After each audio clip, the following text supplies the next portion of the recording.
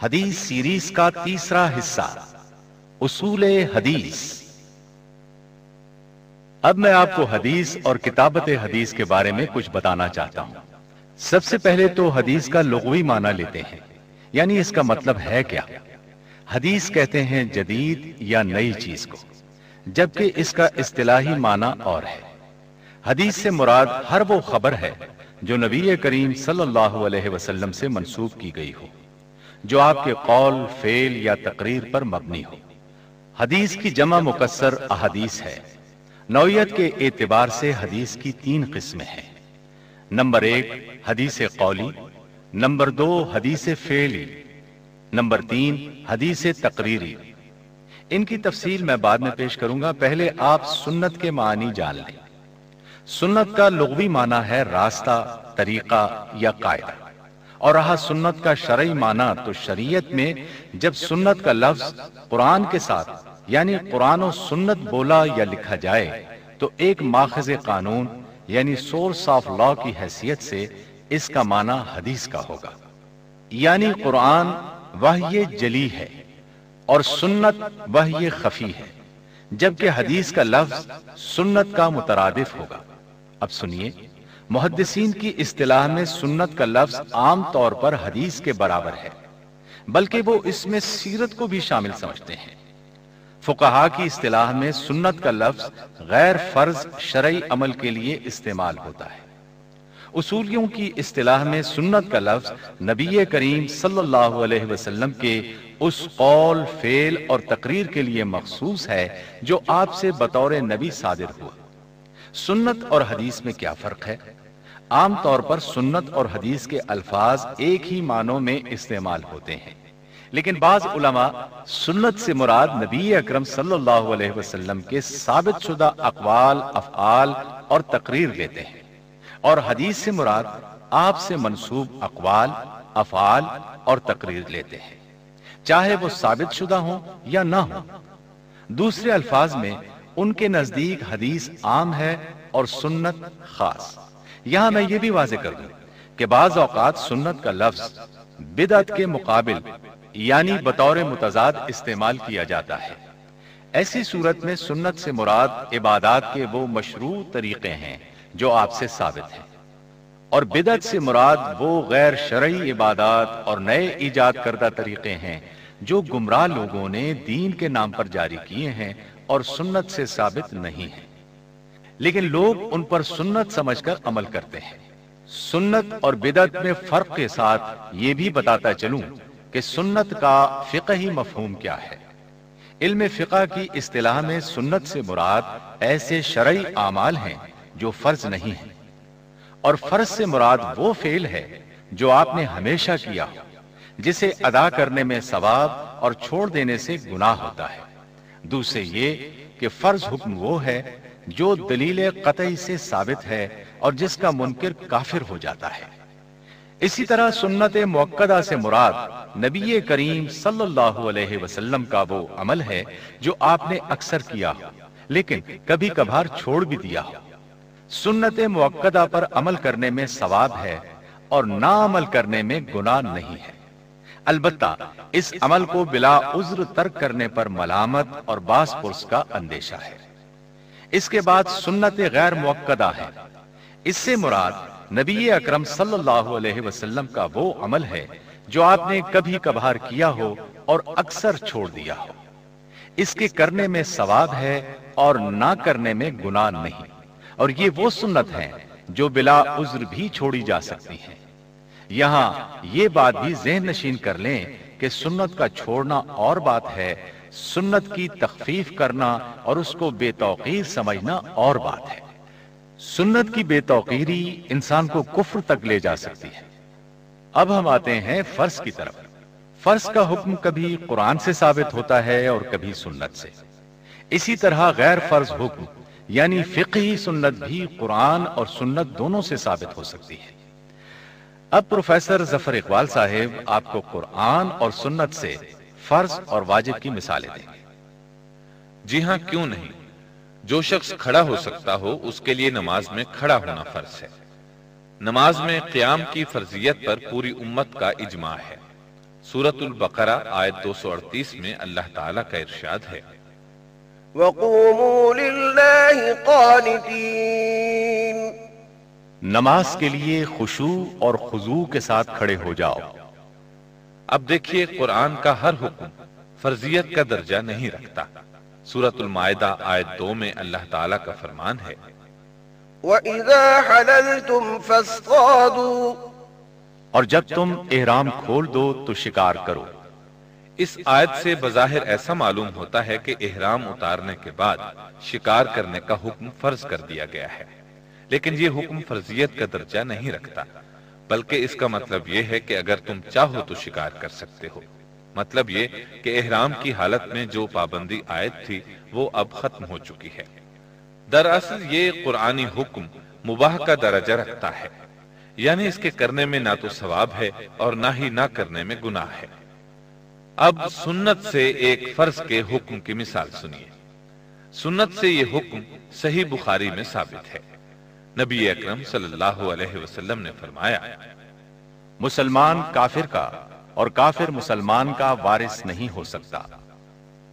اب یہ حکم فرض کے دائرے میں ہے، محض کوئی سفارش نہیں ہے۔ اب میں سنت یعنی حدیث سے ایک غیر فرض حکم یعنی سنت کی مثال دیتا ہوں۔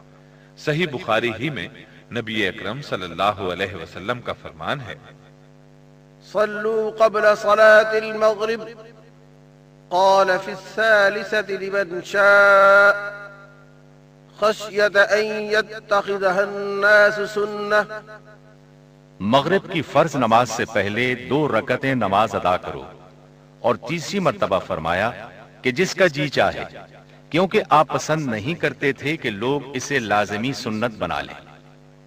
یہ بات آپ نے 2 مرتبہ فرمائی، لیکن پھر اس خیال سے کہ اس کو فرض نہ بنا لیا جائے آپ نے فرمایا جس کا دل چاہے۔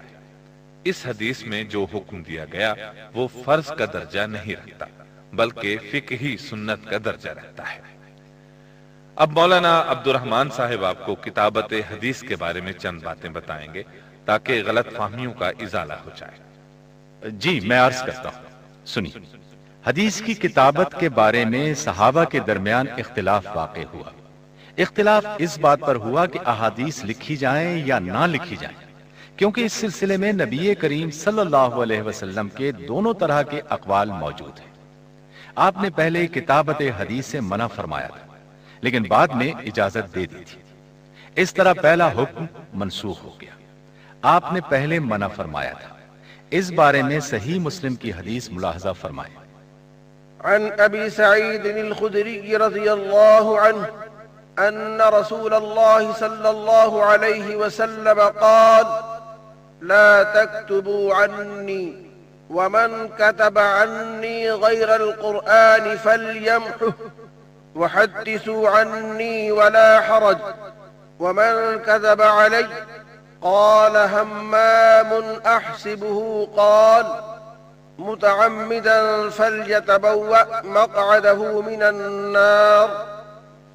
سیدنا ابو سعید خدری رضی اللہ عنہ سے روایت ہے، نبی کریم صلی اللہ علیہ وسلم نے فرمایا، میری طرف سے کچھ نہ لکھو، اگر کسی نے قرآن کے علاوہ کچھ لکھا ہے تو اسے چاہیے کہ اسے مٹا دے، مجھ سے حدیث بیان کرو، کوئی مضائقہ نہیں، البتہ جس نے مجھ پر جانتے بوجھتے جھوٹ بولا وہ اپنا ٹھکانہ جہنم میں بنا لے۔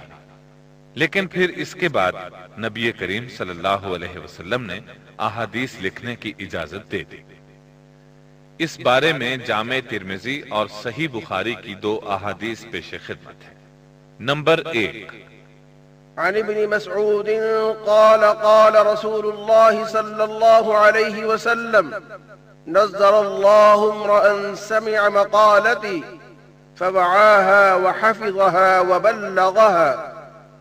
اللہ تعالیٰ اس بندے کو تر و تازہ اور خوش و خرم رکھے جس نے میری بات سنی، اسے یاد کیا اور محفوظ رکھا اور پھر دوسروں تک اسے پہنچایا۔ نمبر 2، ایتونی بکتاب اکتب لکم کتابا لا تضلوا بعدہ۔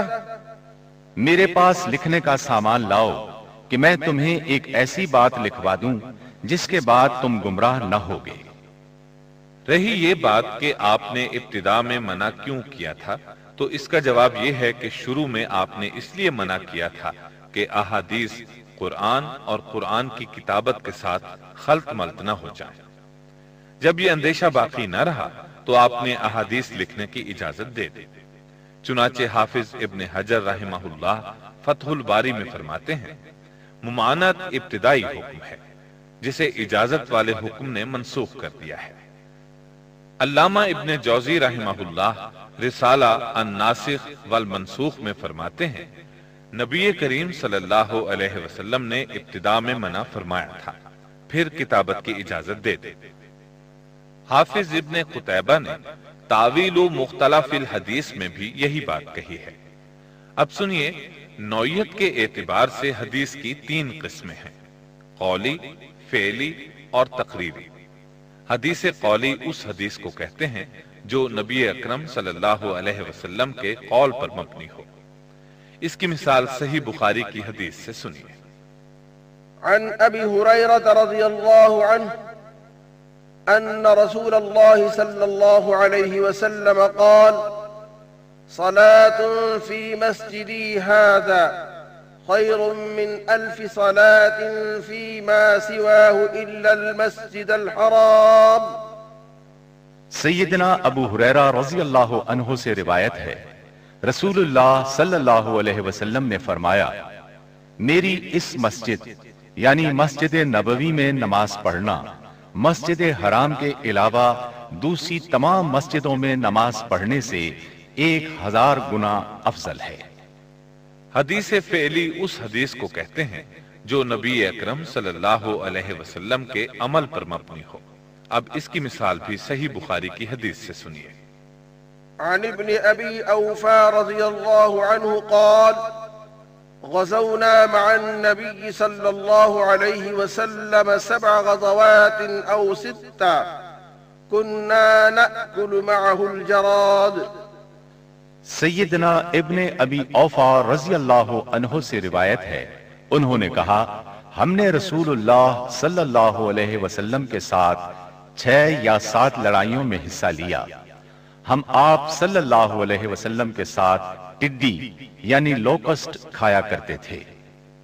حدیث تقریری اس حدیث کو کہتے ہیں جو نبی اکرم صلی اللہ علیہ وسلم کا قول یا عمل نہ ہو بلکہ صحابہ کا قول یا عمل ہو، جو آپ کی موجودگی میں ہوا اور آپ نے اس پر خاموشی اختیار فرمائی، یا آپ کے سامنے کسی عمل کا ذکر کیا گیا اور آپ نے خاموشی اختیار فرما کر اس کے جواز کی سند عطا فرما دی۔ دوسرے الفاظ میں وہ عمل یا قول جسے نبی کریم صلی اللہ علیہ وسلم نے گوارا فرما لیا اور برقرار رکھا، ایسی حدیث حدیث تقریری کہلاتی ہے۔ اس کی مثال سنن ابی داؤد کی حدیث سے سنیے۔ نبی کریم صلی اللہ علیہ وسلم غزوہ خیبر سے واپس لوٹے تو سیدہ عائشہ رضی اللہ عنہا کے پاس آئے۔ اس وقت گھر کی الماری پر پردہ لٹک رہا تھا۔ اچانک ہوا چلی تو سیدہ عائشہ رضی اللہ عنہا کی پڑی ہوئی گڑیوں پر سے پردہ سرک گیا۔ تو رسول اللہ صلی اللہ علیہ وسلم نے پوچھا، اے عائشہ یہ کیا ہے؟ انہوں نے جواب دیا، یہ میری گڑیاں ہیں۔ نبی کریم صلی اللہ علیہ وسلم نے پوچھا، ان کے درمیان میں کیا دیکھ رہا ہوں؟ فرمایا، گھوڑا۔ پوچھا، اس گھوڑے کے اوپر کیا ہے؟ فرمایا، 2 پر ہیں۔ پوچھا، گھوڑا اور اس کے پر بھی؟ سیدہ عائشہ رضی اللہ عنہا نے جواب دیا، کیا آپ نے نہیں سنا کہ سیدنا سلیمان بن داؤد علیہ السلام کے گھوڑے پر والے تھے؟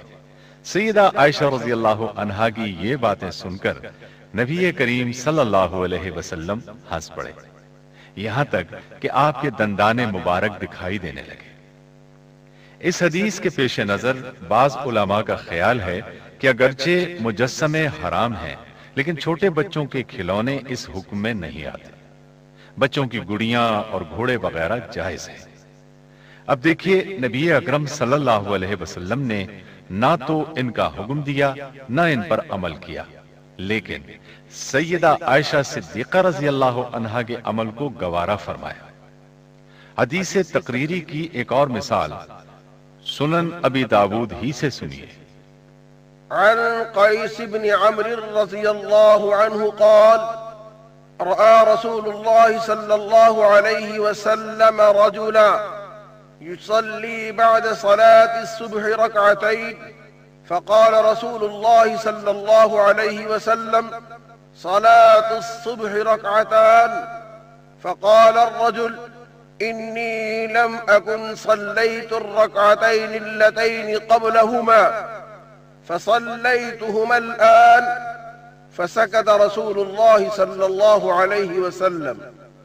سیدنا قیس بن عمرو رضی اللہ عنہ کہتے ہیں نبی اکرم صلی اللہ علیہ وسلم نے ایک آدمی کو صبح کی نماز کے بعد 2 رکعتیں پڑھتے دیکھا تو فرمایا صبح کی نماز تو 2 رکعت ہے۔ اس آدمی نے جواب دیا میں نے فرض نماز سے پہلے کی 2 رکعتیں نہیں پڑھی تھیں لہٰذا اب پڑھی ہیں۔ رسول اللہ صلی اللہ علیہ وسلم یہ جواب سن کر خاموش ہو گئے، یعنی اس کی اجازت دے دی۔ اس حدیث سے تقریری سے معلوم ہوا کہ فجر کی فرض نماز کے بعد فجر کی سنتیں ادا کی جا سکتی ہیں۔ اس کے ساتھ ہی اب پروفیسر ظفر اقبال آپ کو علم روایت اور علم درایت کے بارے میں بتائیں گے۔ علم روایت وہ علم ہے جو نبی اکرم صلی اللہ علیہ وسلم سے منسوب احادیث کی نقل و روایت پر مشتمل ہوتا ہے، جبکہ علم درایت ان بحثوں پر مشتمل ہوتا ہے جس میں راوی اور مروی یعنی حدیث کی قبولیت اور عدم قبولیت کا جائزہ لیا جاتا ہے۔ دوسرے الفاظ میں علم درایت سے راوی کی شرطیں، روایت کی قسمیں اور روایت کے احکام کی معرفت حاصل ہوتی ہے۔ اس طرح مرویات یعنی احادیث کی قسموں اور ان کے معانی کے استخراج کا علم حاصل ہوتا ہے۔ اس کے ساتھ ہی میں حدیث کے اجزائے ترکیبی بھی بتاتا چلوں۔ پہلے نمبر پر اس کے 2 جز ہیں، نمبر 1 سند، نمبر 2 متن۔ سند کے اعتبار سے حدیث کے 5 جز ہیں، رسول اللہ صلی اللہ علیہ وسلم، صحابی، تابعی، تبع تابعی اور راوی۔ اب ترتیب بار ان اجزائے ترکیبی کے بارے میں سنیے۔ نمبر 1 سند۔ سند کے لغوی معنی سہارا کے ہیں، جبکہ اس کے اصطلاحی معنی راویوں کا وہ سلسلہ جو تبع تابعی، تابعی اور صحابی سے ہو کر اس متن تک پہنچتا ہے جو نبی اکرم صلی اللہ علیہ وسلم سے منسوب ہے۔ سند کی مثال یہ ہے الاعمش عن ابراہیم عن علقمہ عن عبداللہ قال قال رسول اللہ صلی اللہ علیہ وسلم۔ یہ ایک سند ہے۔ اس سند میں پہلے نمبر پر امام اعمش راوی ہیں جو اپنے استاد ابراہیم نخعی رحمہ اللہ سے روایت کرتے ہیں، اور ابراہیم نخعی اپنے استاد علقمہ تابعی سے روایت کرتے ہیں، اور علقمہ رحمہ اللہ سیدنا عبداللہ بن مسعود رضی اللہ عنہ سے روایت کرتے ہیں، اور سیدنا عبداللہ بن مسعود رضی اللہ عنہ نبی اکرم صلی اللہ علیہ وسلم سے بیان کرتے ہیں۔ یہ تفصیل تھی سند کی۔ اب میں متن کے بارے میں بتاتا ہوں۔ متن کا لغوی معنی زمین کا وہ سخت حصہ ہے جو سطح سے کچھ بلند ہو، اور علم حدیث کی اصطلاح میں متن کلام کا وہ حصہ ہے جو سند کے ختم ہونے پر شروع ہوتا ہے۔ اس کو ہم یوں بھی کہہ سکتے ہیں کہ متن دراصل نبی کریم صلی اللہ علیہ وسلم سے منسوب الفاظ کے مجموعے کا نام ہے۔ اس کی مثال سنیں۔ صحیح بخاری کی ایک حدیث ہے، حدثنا عبد الله بن يوسف عن مالك عن أبي الزناد عن الأعرج عن أبي هريرة أن رسول الله صلى الله عليه وسلم قال إذا شرب الكلب في إناء أحدكم فليغسله 7۔ یعنی جب کتا تمہارے کسی آدمی کے برتن میں سے پی لے تو اسے چاہیے کہ اس برتن کو 7 مرتبہ دھو لے۔ مذکورہ حدیث میں اذا سے لے کر 7 تک کے الفاظ متن ہیں۔ یہ بات بھی جان لیں کہ محدثین کے نزدیک ایک ہی متن کی کئی روایات مختلف سندوں سے بھی ملتی ہیں۔ ان کو الگ الگ حدیث کہا جائے گا۔ یہاں ہم ایک حدیث پیش کرتے ہیں۔ اس ایک حدیث کو 11 صحابہ، 13 تابعین اور 28 تبع تابعین نے روایت کیا ہے۔ محدثین کی اصطلاح میں یہ 28 الگ الگ احادیث ہیں، حالانکہ ان سب کا متن ایک ہی ہے۔ وہ حدیث یہ ہے: ویل للأعقاب من النار، خشک ایڑیوں کے لیے آگ کا عذاب ہے۔ یعنی وضو کے دوران میں اگر ایڑیاں خشک رہ گئیں تو وضو بھی ناقص ہوگا اور خشک ایڑیاں جہنم کا ایندھن بھی بنیں گی۔ یہ بھی سن لیں، صحیح بخاری میں نبی اکرم صلی اللہ علیہ وسلم نے اپنے صحابہ، تابعین اور تبع تابعین کے بارے میں فرمایا ہے: خیر امتی قرنی ثم الذین یلونہم ثم الذین یلونہم، میرے بہترین امتی میرے زمانے کے لوگ ہیں، یعنی صحابہ، پھر وہ لوگ جنہوں نے ان صحابہ کا زمانہ پایا، یعنی تابعین، پھر وہ لوگ جنہوں نے ان تابعین کا زمانہ پایا، یعنی تبع تابعین۔ یہاں سے بات کریں گے مولانا عبد الرحمن صاحب، اور آپ کو 8 صحابہ کے شجروں کے بارے میں بتائیں گے۔ جی ہاں، ضرور۔ جن 8 صحابہ کا ہم تذکرہ کرنے والے ہیں، یہ 8 صحابہ دراصل احادیث کے سب سے بڑے راوی ہیں۔ انہوں نے کثرت سے احادیث روایت کی ہیں۔ ان کے نام یہ ہیں: سیدنا ابو ہریرہ، سیدنا عبداللہ بن عمر، سیدنا انس بن مالک، سیدہ عائشہ صدیقہ، سیدنا عبداللہ بن عباس، سیدنا جابر بن عبداللہ، سیدنا ابو سعید خدری اور سیدنا عبداللہ بن مسعود رضی اللہ عنہ۔ لگے ہاتھوں میں ان کے مختصر حالات اور شجرہائے روایت کو بیان کرتا ہوں۔ نمبر 1، سیدنا ابو ہریرہ رضی اللہ عنہ۔ ان کی روایات سب سے زیادہ ہے۔ ابن مخلد رحمہ اللہ نے مسند میں ان کی 5374 حدیثیں روایت کی ہیں۔ سیدنا ابو ہریرہ رضی اللہ عنہ کا اصل نام عبد الرحمن بن صخر تھا۔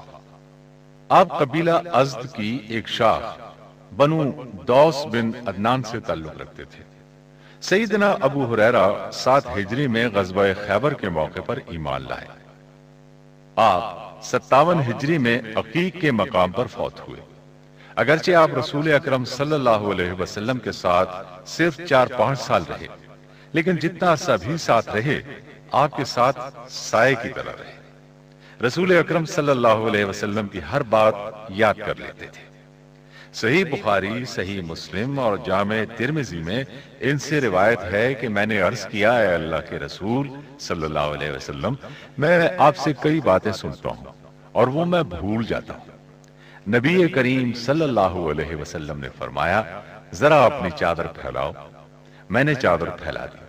آپ نے اپنے دونوں ہاتھوں کی چلو بنائی اور میری چادر میں ڈال دی اور فرمایا: چادر کو لپیٹ لو۔ میں نے چادر کو اپنے بدن پر لپیٹ لیا۔ پھر اس کے بعد میں کوئی چیز نہیں بھولا۔ سیدنا ابو ہریرہ رضی اللہ عنہ سیدنا عمر رضی اللہ عنہ کے زمانے میں بحرین کے عامل تھے۔ سیدنا امیر معاویہ رضی اللہ عنہ کے زمانے میں، یعنی سن 40 ہجری تا 60 ہجری میں، آپ کو مدینہ منورہ کا امیر مقرر کیا گیا۔ آپ کی عمر 28 سال تھی جب آپ ایمان لائے۔ 50 سال تک علم حاصل کرتے رہے۔ 78 برس کی عمر میں وفات پائی۔ رسول اکرم صلی اللہ علیہ وسلم نے آپ کے لیے خاص دعا فرمائی تھی۔ آپ کو دراصل بھولنے کا مرض تھا۔ رسول اکرم صلی اللہ علیہ وسلم سے اس مرض کی شکایت کی تو آپ نے ان کے لیے خصوصی دعا فرمائی۔ اس دعا کا اثر یہ ہوا کہ پھر آپ کبھی نہیں بھولے۔ سیدنا ابو ہریرہ رضی اللہ عنہ نے نبی کریم صلی اللہ علیہ وسلم، سیدنا ابو بکر، سیدنا عمر، سیدنا عثمان، سیدنا ابی بن کعب، سیدنا اسامہ بن زید، سیدہ عائشہ اور دیگر صحابہ رضی اللہ عنہم سے حدیثیں روایت کی ہیں۔ جن راویوں نے سیدنا ابو ہریرہ سے حدیثیں روایت کی ہیں، ان کی تعداد 800 سے بھی متجاوز ہے۔ ان روایت کنندگان میں اہم اہل علم صحابہ میں سے سیدنا عبداللہ بن عباس، سیدنا عبداللہ بن عمر، سیدنا جابر بن عبداللہ اور انس بن مالک رضی اللہ عنہم جیسے اکابر صحابہ کرام شامل تھے۔ علماء تابعین میں سے سعید بن مسیب، ابن سیرین، اکرمہ، مجاہد اور امام شعبی رحمت اللہ علیہم نے آپ سے حدیثیں روایت کی۔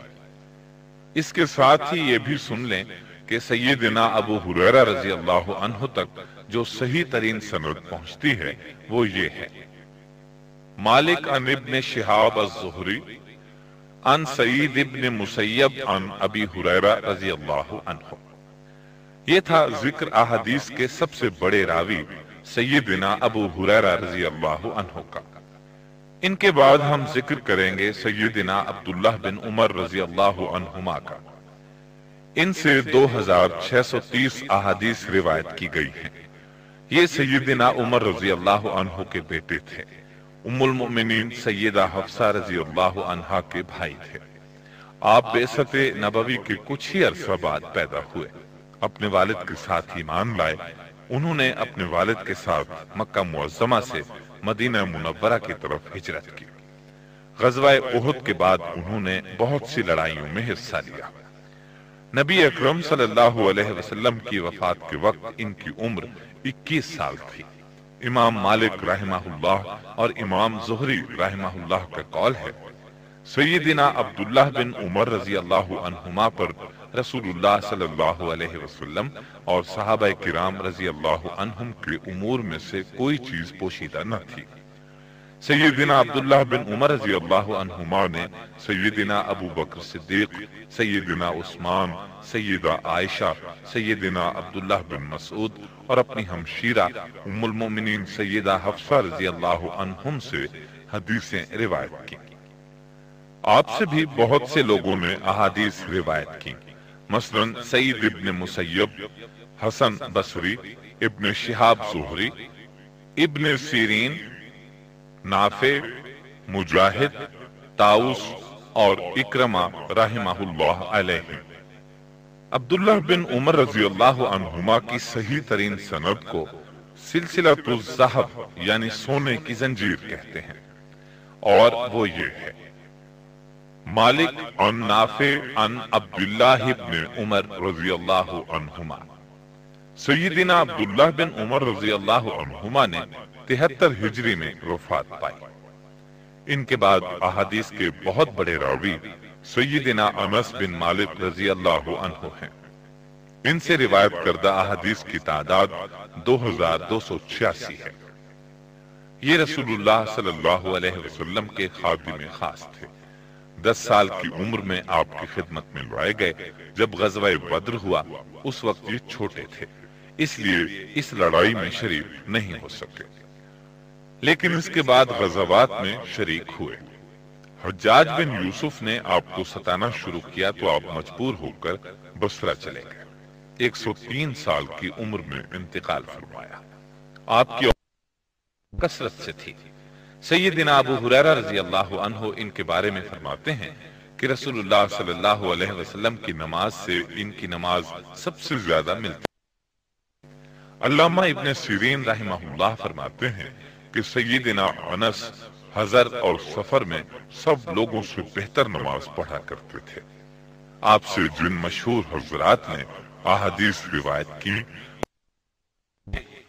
سعید بن جبیر، ابن سیرین بن مالک، حسن بصری، قتادہ، امام ابن شہاب زہری، ربیعہ الرائے، عبد المالک بن عمیر، عبداللہ بن دینار اور حمید الطویل رحمت اللہ علیہ۔